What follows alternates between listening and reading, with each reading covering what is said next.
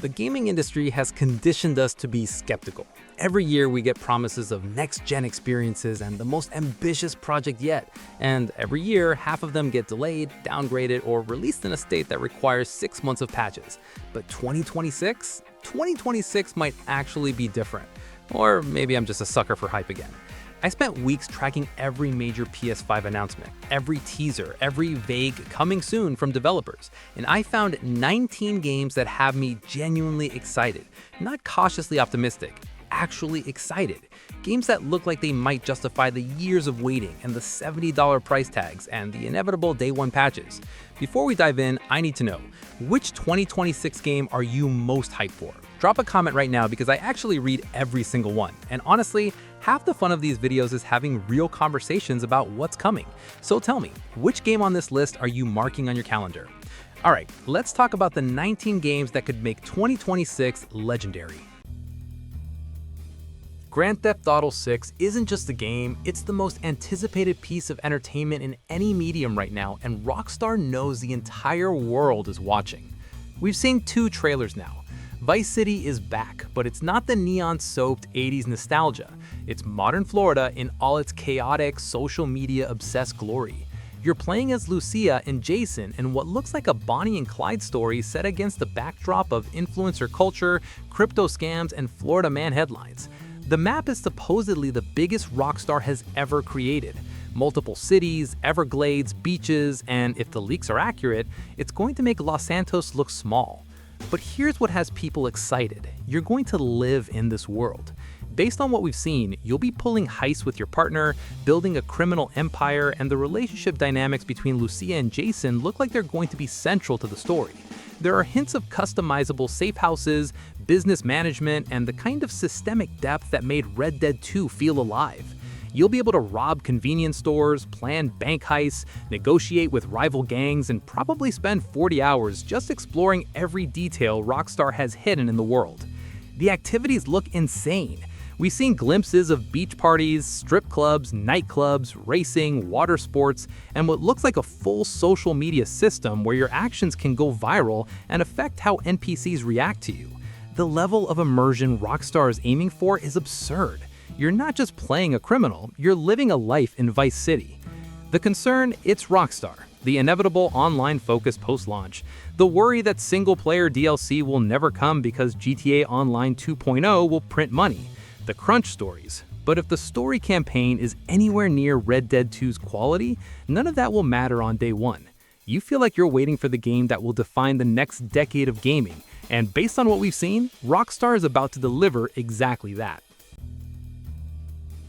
Marvel's Wolverine is Insomniac saying, "We made Spider-Man work. Now watch us make an M-rated superhero game that's actually violent."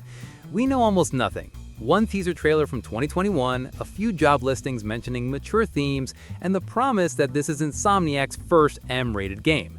But that's enough. Spider-Man 2 proved Insomniac understands superhero power fantasy. Now imagine that same design philosophy applied to Wolverine. Brutal, close-quarters combat, regeneration mechanics that make you feel immortal, and a story that doesn't shy away from Logan's darker history. The casting rumors suggest they're going deep into Wolverine lore. We're talking Weapon X, Madripoor, maybe even Old Man Logan vibes. And if Insomniac can nail the feeling of berserker rage, where you're overwhelmed, pop your claws, and just tear through enemies in a blood-soaked frenzy, this could be special. The concern? Marvel fatigue is real, and if this is just Spider-Man combat but with claws, people will see through it. But if Insomniac leans into the violence and the tragedy of Logan's character, this could redefine superhero games. You feel like you're waiting for the Wolverine game fans have wanted since the PS2 era, and Insomniac might finally deliver it. Pragmata is Capcom making a sci-fi game that we know absolutely nothing about, and somehow that makes it more intriguing. The 2020 announcement trailer showed a little girl with a holographic companion in a destroyed Earth cityscape, an astronaut, and then they float into space. That's it. Capcom has been radio silent since, other than confirming it's still happening and pushed to 2026. The mystery is the appeal.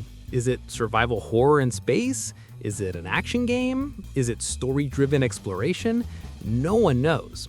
But this is Capcom, and they're coming off a streak of hits: Resident Evil remakes, Monster Hunter World, Devil May Cry 5. When they take this long on a new IP, it usually means they're cooking something ambitious. The aesthetic is stunning, the tone feels melancholic and epic at the same time, and the fact that it's targeting PS5 hardware specifically suggests they're using every feature: ray tracing, fast loading, DualSense integration. The concern, it's been in development hell since 2020. Projects that go this quiet often come back completely different or don't come back at all. But if Capcom delivers on the vision from that trailer, this could be a surprise masterpiece. You feel like you're waiting for a game that could be Capcom's answer to Death Stranding: weird, ambitious, and unforgettable. Phantom Blade Zero is a Chinese studio making what looks like Sekiro meets Devil May Cry, and the gameplay reveal melted faces. This is S-Game's debut console game, and the ambition is insane. You're playing as a cursed assassin in a dark fantasy version of ancient China, and the combat is so like precision mixed with character action spectacle. Parries, dodges, combo strings, and executions that look like they belong in a Platinum Games title. The boss fight footage showed a multi-phase encounter with cinematic transitions and zero loading, and it looked like a playable kung fu movie.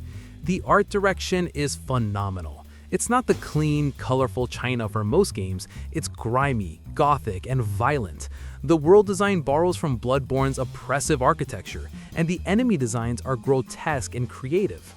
And the developers have been transparent about their inspirations, citing Sekiro and Elden Ring as benchmarks. The concern? This is their first console game at this scale. Can they deliver the full experience, or will it be a great combat system wrapped in a janky open world? And can they maintain that insane visual fidelity across a full game?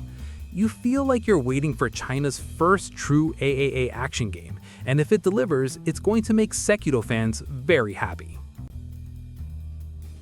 Crimson Desert is Pearl Abyss saying, forget everything you know about Black Desert Online, we're making a single-player epic.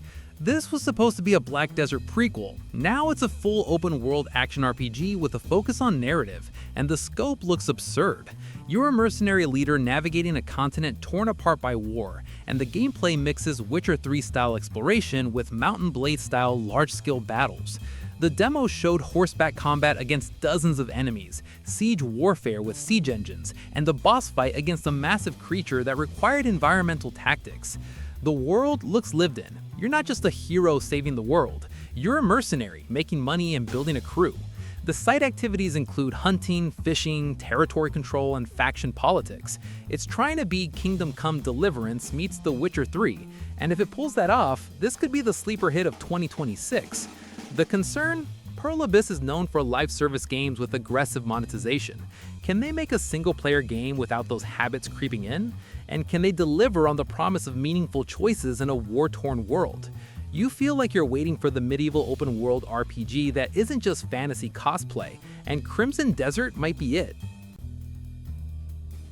Control 2 is Remedy making a sequel to one of the most creative action games of the last generation, and this time they have a bigger budget. Control was a cult hit. The Oldest House was one of the most imaginative settings in gaming, a brutalist skyscraper that defies physics, filled with supernatural phenomena and secret government experiments. The gameplay loop of throwing objects with telekinesis and shifting between gun forms was simple but satisfying, and the story about the Federal Bureau of Control dealing with otherworldly entities was pure Remedy weirdness. Control 2 is confirmed to expand on everything. Bigger budget means larger environments, more enemy variety, and presumably more of the reality-bending set pieces that made the first game special. The teaser suggests Jesse Faden is returning, and the story will explore more of the interconnected Remedy universe. Alan Wake, Control, maybe even Max Payne references if they're feeling nostalgic. The concern, can they scale up without losing the tight, claustrophobic atmosphere that made The Oldest House so memorable? And will it be too connected to Alan Wake 2, alienating people who didn't play it? You feel like you're waiting for Remedy to go full blockbuster while keeping the weird, and if they nail it, this could be their magnum opus. Onimusha Way of the Sword is Capcom reviving a dead franchise, and if they treat it like they treated Resident Evil, we're in for something special. Onimusha was iconic on PS2, samurai fighting demons in feudal Japan with tank controls and fixed camera angles. It was Resident Evil with swords. The series died after the PS2 era, but the announcement trailer for Way of the Sword showed a full reimagining. Third-person action combat that looks like Ghost of Tsushima meets Nioh, Sengoku-era Japan with demons, yokai, and supernatural samurai duels, and Capcom's RE engine, which means this will look stunning. The early footage showed parry-based combat with executions that absorb demon souls to power special attacks, environmental destruction, multi-phase boss fights against giant Oni. It's everything fans wanted from a modern Onimusha, and Capcom has the pedigree to pull it off. The concern, the series has been dead for 20 years. Does anyone outside of nostalgic PS2 fans care? And can it stand out in a market flooded with samurai games? You feel like you're waiting for Capcom to do for Onimusha what they did for Resident Evil, and that's worth getting hyped for. Marvel Tōkon Souls. Fighting Souls is a Marvel fighting game that isn't made by NetherRealm, and that alone makes it interesting. Details are scarce, but the concept is Marvel characters in a traditional 3D arena fighter with anime-style presentation. Think Tekken meets Marvel, with a focus on cinematic supers and team-based mechanics. The teaser showed Spider-Man, Iron Man, and Wolverine in fast-paced combat that looked more technical than Marvel Avengers and less cartoony than Marvel vs. Capcom. If this leans into competitive fighting game mechanics, frame data, combo depth, and tournament viability, it could fill the void left by Marvel vs. Capcom's absence. And if it has a good story mode with Marvel's roster of characters, casual fans will show up too. The concern? Marvel games have been hit or miss lately.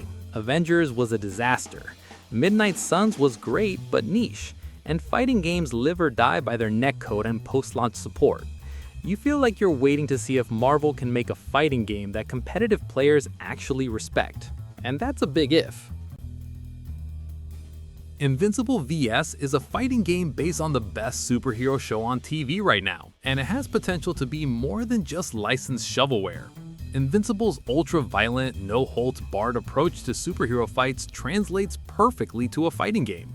The show doesn't shy away from blood, broken bones, and morally gray characters, and if the game leans into that, it could be the Mortal Kombat of superhero fighters. Imagine playing as Omni-Man and actually feeling the weight of his brutal combat style, or playing as Invincible and struggling with the choice to hold back or go all out. The art style from the teaser looked faithful to the show's animation, and the roster has potential. Omni-Man, Invincible, Battle Beast, Adam Eve, Immortal. If they add deep mechanics and a story mode that explores what-if scenarios from the comics, this could be a cult hit. The concern? Licensed fighting games rarely get the budget and support they need. And can a smaller studio deliver tournament-quality netcode? You feel like you're waiting for a superhero fighting game that isn't afraid to be brutal, and Invincible is the perfect IP for it. Saros is a sci-fi action game from a new studio that looks like it's trying to be the next Mass Effect, and the ambition is obvious. The trailer showed third-person shooting in space stations, dialogue choices with crew members, and large-scale sci-fi battles. It's giving Guardians of the Galaxy meets The Expanse, with a focus on exploration and character-driven narrative. You're a ship captain navigating factional politics while dealing with an ancient alien threat, and the scope looks massive. The gameplay looks like it borrows from Mass Effect's combat, but with more verticality and environmental destruction. You're commanding a crew, making moral choices that affect relationships, and the branching narrative promises multiple endings based on your decisions. The concern? This is a new studio with no proven track record. Can they deliver on the promise of a story-driven space RPG, or will it be another overpromised indie that underdelivers? And can they nail the dialogue and character writing that made Mass Effect special? You feel like you're waiting for someone to fill the void BioWare left, and Saros might be the one to do it. 007 First Light is IO Interactive making a James Bond game, and if they apply the Hitman formula to 007, this could be legendary. IO Interactive knows stealth, improvisation, and sandbox design. Hitman's social stealth mechanics, blending in, disguises, environmental kills are perfect for James Bond. Imagine infiltrating a gala, gathering intel through conversations, then improvising your way out when things go wrong. Add gadgets, car chases, exotic locations, and the signature Bond flair, and you have the game fans have wanted since GoldenEye. The teaser confirmed this is an origin story, so expect a younger, less experienced Bond learning the ropes. That opens the door for character development and moral choices that the films rarely explore. You're not just playing as the perfect spy, you're becoming him. The concern? Can IO make Bond feel distinct from Agent 47? And will it have the cinematic set pieces and explosive action that Bond demands? Or will it be too slow and methodical? You feel like you're waiting for the first great Bond game in decades, and IO is the perfect studio to make it. Resident Evil Requiem is Capcom continuing the series after Village, and if the rumors are true, this is going full sci-fi horror. Village ended with Ethan's daughter Rose dealing with powers she doesn't understand, and Requiem is supposedly set years later with Rose as a protagonist. The leak suggests a shift in tone, less gothic horror, more bioweapon conspiracy and government labs. Think RE4's action pacing mixed with RE7's atmosphere, with a protagonist who has supernatural abilities that change how you approach combat and exploration. Capcom has been on a streak with RE remakes and new entries. If Requiem maintains the quality of Village while pushing the series into new territory, it's gonna be massive. The potential for a protagonist with powers opens up gameplay possibilities the series has never explored. Using telekinesis to manipulate environments, seeing through walls to track enemies, maybe even controlling bioweapons. The concern? Fans are divided on where the series should go. Some want pure survival horror, some want action spectacle. Can Capcom please both, or will they alienate one side? You feel like you're waiting to see if Capcom can keep Resident Evil fresh after 30 years, and their track record says yes. LEGO Batman Legacy of the Dark Knight is TT Games making a massive open-world Gotham that's actually built entirely in LEGO, and it looks like the biggest LEGO game ever. The LEGO games have always been comfort food, simple puzzles, couch co-op, collectathons, but Legacy of the Dark Knight is supposedly different. Full open-world Gotham with explorable interiors, deeper combat that borrows from the Arkham games, and a story that spans the entire Bat family. You're not just playing as Batman, you're playing as Robin, Nightwing, Batgirl, Red Hood, and even villains. The destructible environments look insane. You're smashing through LEGO buildings, rebuilding them mid-fight, and using the environment as a weapon. And the rumored villain roster includes deep cuts from Batman lore, Court of Owls, Hush, the entire Rogues Gallery. The co-op is drop in, drop out, so you can play the entire campaign with a friend. The concern? LEGO games have a reputation for being shallow. Can they add depth without losing the accessibility that makes them fun for kids and adults? And can they avoid the technical issues that plagued recent LEGO games at launch? You feel like you're waiting for the LEGO game that finally grows up without losing its charm. Beast of Reincarnation is a Korean action RPG that looks like Bloodborne meets traditional Korean mythology, and the art direction is haunting. The teaser showed a protagonist cursed to transform into different beasts, fighting through environments inspired by Korean folklore. The combat looked fluid, switching between human and beast forms mid-combo, using environmental hazards and fighting bosses that required pattern recognition and timing. The aesthetic is dark, grotesque, and beautiful at the same time, with creature designs pulled from Korean mythology that Western audiences have never seen in games. Korean developers have been quietly making incredible games. Lies of P, Stellar Blade, and Beast of Reincarnation looks like it's continuing that trend.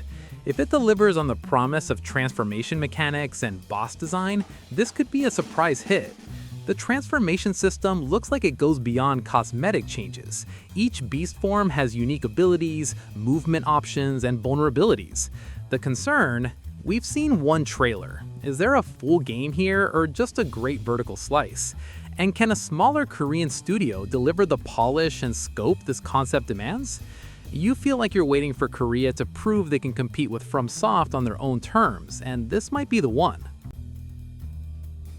Lords of the Fallen 2 is Hexworks taking another crack at the Souls-like formula after the 2023 reboot got mixed reception.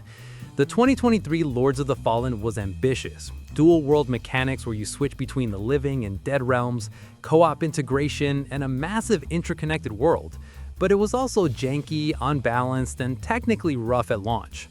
Lords of the Fallen 2 is supposedly addressing all of that. Tighter combat, better performance, and a refined version of the Umbral Realm mechanics that made the first game unique. If they can deliver a polished Souls-like with the creative world design they've already proven they can do, this could be the non-FromSoft Souls-like that finally sticks. The dual-world concept has potential. Imagine solving environmental puzzles by switching realms, or fighting bosses that phase between worlds mid-fight. The concern? Fool me once. The first game had potential but stumbled hard on execution. Can they actually deliver this time, or is this going to be another case of ambition exceeding capability? You feel like you're cautiously optimistic, but you've been burned before by Souls-likes that promised a world and delivered jank. Bloodstained: The Scarlet Engagement is Koji Igarashi making another Metroidvania, and fans of Ritual of the Night are already sold. Ritual of the Night was a spiritual successor to Castlevania's Symphony of the Night that fans wanted. Interconnected castle, RPG progression, dozens of weapons and abilities. The teasers showed new weapons, transformation abilities that change how you navigate, and boss fights that look like they belong in a FromSoft game. If Igarashi can deliver the same magic that made Symphony of the Night legendary, this is going to be essential for Metroidvania fans. The genre is crowded now. Hollow Knight, Ori, Dead Cells, but Igarashi invented this formula, and when he's firing on all cylinders, no one does it better. The concern? Ritual of the Night had a rocky launch with performance issues and bugs. Can they avoid those problems this time? And can they innovate enough to stand out in a genre that's been perfected by indie devs? You feel like you're waiting for the Metroidvania genre to get another masterpiece from the Godfather himself. Ace Combat 8 is Bandai Namco bringing back the best arcade flight combat series, and fans have been waiting since Ace Combat 7 in 2019. Ace Combat is pure escapism. You're a fighter pilot in a fictional world with insane super weapons, rival aces, and dramatic storylines about war, honor, and sacrifice. The gameplay is arcade-style dogfighting that's accessible but deep. You're pulling tight turns, dodging missiles, and lining up shots on enemy planes while dramatic orchestral music swells. The set pieces are always spectacular, flying through canyons, dodging laser grids, taking down massive aerial fortresses that shouldn't be able to fly. Ace Combat 8 is rumored to use Unreal Engine 5, which means weather effects, cloud rendering, and environmental detail will be next level.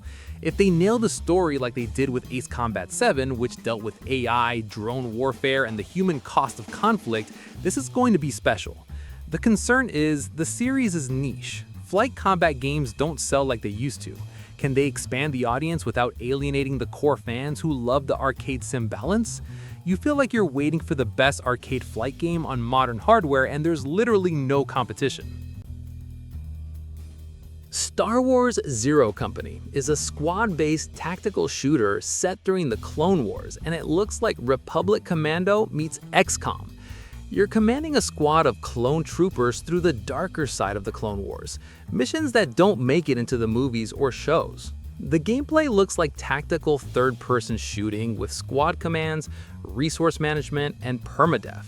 If a squad member dies, they're gone permanently, and you have to train a replacement. The emotional weight of losing a soldier you've customized and grown attached to could hit hard if they execute it right. The concept is perfect for Star Wars. The Clone Wars era is full of stories about expendable soldiers fighting for a republic that doesn't care about them. And Zero Company looks like it's exploring that tragedy. You're not playing as Jedi or heroes, you're playing as the grunts who do the dirty work and die in unmarked graves. The concern? Star Wars games are cursed. For every Jedi Fallen Order success, there's a Battlefront 2 launch disaster or a canceled project. Can this one break the cycle? And can a smaller studio deliver the tactical depth and replayability this concept needs? You feel like you're waiting for the Star Wars tactics games fans have wanted since Republic Commando, and you're desperately hoping someone doesn't mess it up. Alright, that's the list. 19 games that could make 2026 one of the best years in gaming. Or just another year of delays and broken promises. Some of these will deliver, some will disappoint, and at least 3 will probably get pushed to 2027. But here's the thing. Even if half of these hit, 2026 is stacked. And the fact that we're excited, genuinely excited, means the industry still has the ability to make us believe. So, tell me in the comments, which game are you marking on your calendar? Which one do you think will actually come out on time? And which one do you think I'm completely wrong about? If this video got you hyped for 2026, hit subscribe. If it made you realize your backlog is about to get even worse, hit the like button so we can suffer together. Next time, we're talking about the PS5 games you should absolutely wait for a sale on. Because not everything deserves full price, even if it's good. Until then, I'll be in the comments talking about which of these games will get delayed first. See you there!